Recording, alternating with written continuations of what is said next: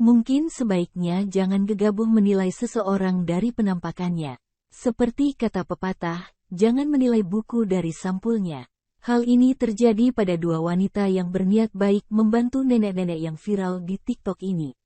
Bahkan si wanita yang membantu sampai syok tak mengira bahwa nenek yang menunggangi sepeda butut ternyata punya rumah sebesar itu. Dalam video yang viral di akun TikTok @kikida29 pada awalnya memperlihatkan seorang wanita dan temannya ingin membantu nenek tua mendorong sepedanya. Nenek tua ini terlihat kesusahan di pinggir jalan mendorong sepeda bututnya. Karena hari sudah mulai gelap, dua wanita ini langsung berpikiran untuk membantu sang nenek.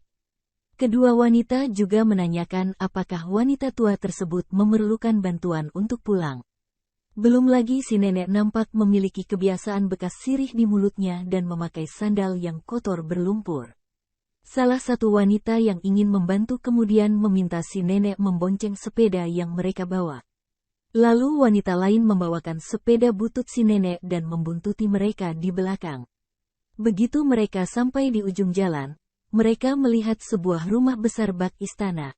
Lalu mereka bertanya pada si nenek, "Rumah siapa itu?" Ucap salah satu perempuan yang bertanya-tanya.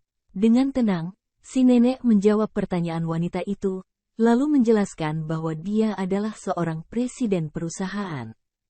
Video TikTok di Thailand ini begitu viral bahkan telah disukai oleh 260.000 warganet. Warganet pun juga terkesima dengan rumah mewah nenek tersebut. Bahkan beberapa warganet menyebut ada kemungkinan bahwa si nenek sedang membuat eksperimen sosial bak influencer zaman sekarang. Download Tribun X sekarang. Menghadirkan lokal menjadi Indonesia.